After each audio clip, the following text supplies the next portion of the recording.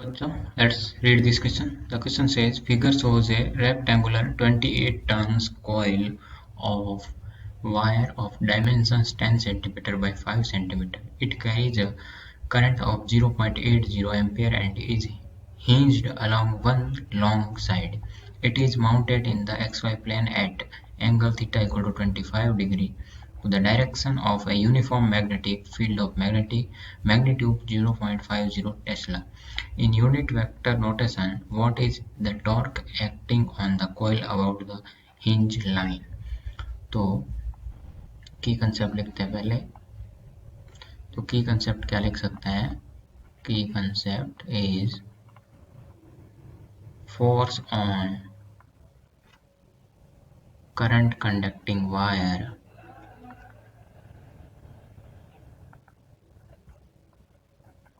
in a magnetic field and torque due to this torque due to the same force। तो इसको हम समझते हैं। तो फर्स्ट हम इसके दो कंपोनेंट हो गए बी के, एक होगा B x greater than 0 and एक होगा बी जेड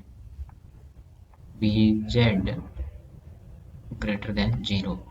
तो पहले हम बी जेड के कारण फोर्सेस देखते हैं इस कॉइल पे।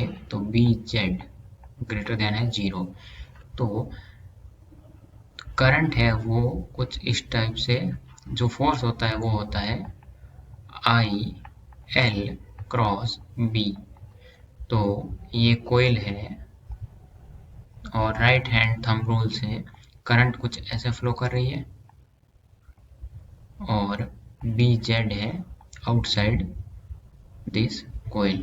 बी जेड है वो आउटसाइड है। तो इसके कारण जो फोर्सेस होंगे, तो फर्स्ट होगा इस पे, तो वो होगा इस पे जो फोर्स होगा फर्स्ट सेगमेंट पे इस पे, और सेकंड सेगमेंट लेते हैं ये। तो इस पे फोर्स होगा वो होगा राइट हैंड थंब रूल से नीचे की साइड, और इस पे जो फोर्स होगा वो होगा ऊपर की साइड। तो ये एक दूसरे को कैंसिल करेंगे और इनके कारण कोई जो है वो टॉर्क नहीं आएगा इस एक्सिस का, हमें इस एक्सिस के अलावा टॉर्क चाहिए। अब सेकंड बी जेड के कारण इन दोनों पे जो टॉर्क होंगे, जो फोर्सेस होंगे वो होंगे इस साइड और इस साइड। तो इसके कारण भी ये कैंसिल आउट हो जाएंगे और कोई टॉर्क नहीं आएगा बी जेड के कारण। इसके कारण कोई टॉर्क नहीं आएगा इस एक्सिस, जो एक्सिस हमें पूछा गया हिंज लाइन, जो ये हिंज्ड है। अब बी एक्स के कारण देखते हैं। तो first B x greater than 0 और एफ इक्वल टू होगा आई एल क्रॉस बी, और राइट हैंड थंब रूल से हम चेक करते हैं। तो ये है हमारा, और इसमें करंट फ्लो हो रही है इस साइड और इस, और जो बी एक्स है वो है इस साइड। तो जो टॉर्क आएगा, जो फोर्सेस आएंगे पहले, तो जो इस पे फोर्स आएगा वो आएगा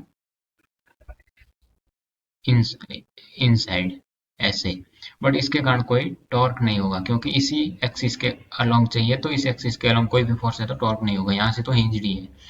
और जो इस पे फोर्स आएगा वो आएगा, इस पे फोर्स 0 आएगा क्योंकि एल क्रॉस बी, और एल भी इसी डायरेक्शन में है और बी भी इसी डायरेक्शन में है। तो 0, यहाँ पे भी 0। अब बचा ये, इसके कारण जो फोर्स होगा वो होगा प्लस जेड डायरेक्शन में, ऐसे बाहर की साइड जो फोर्स होगा। तो यहाँ से जो फोर्स होगा F इक्वल टू होता है आई एल क्रॉस बी, और n टर्न्स है तो इंटू n हो जाएगा। तो जो b है तो इसको हम ऐसे लिख सकते हैं कि F equal to N I L और बी एक्स, और ये हो जाएगा equal to N I L B और जो फैक्टर है वो है cos theta, B cos theta, जो x की साइड रहेगा, हम इस एंगल से देख सकते हैं। तो इसमें वैल्यूज पुट करेंगे तो f इक्वल टू होगा जो 28, n की वैल्यू है 28 इंटू जो i है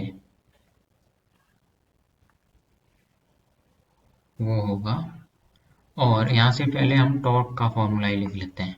तो टॉर्क क्या होगा, जो इस एक्सिस के अलोंग, तो ये हमारी लेंथ है, ये है हमारी x, ये जो लेंथ है, तो टॉर्क क्या होता है, tau equal to F x, तो ये हो जाएगा N I L B cos theta into x.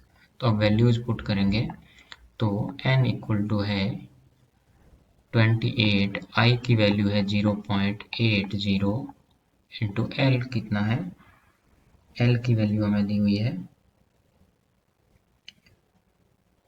0. जो 10 सेंटीमीटर, तो 0.10 इंटू x की वैल्यू है 5 सेंटीमीटर, तो 0.05, और फिर b की वैल्यू है 0.50 और cos 25 डिग्री। तो यहाँ से टाउ को सॉल्व करने पर हमें वैल्यू मिलेगी, वो आएगी 0.0507 5 न्यूटन मीटर। और जो टाउ होता है वो होता है r क्रॉस f। तो जो r है वो है x डायरेक्शन, और जो f है वो है, जो फोर्स है वो है प्लस z डायरेक्शन, जो हम यहाँ से निकाल चुके हैं। तो ये है प्लस z डायरेक्शन, तो इसको कैलकुलेट करने पर ये आएगा, क्रॉस प्रोडक्ट आएगा, वो आएगा -y। तो हम इसको ऐसा लिख सकते हैं, टाउ इक्वल टू 5.075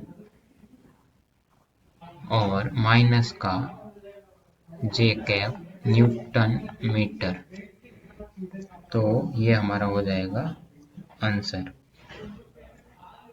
आंसर होगा this. So hope you understood it. Best of luck.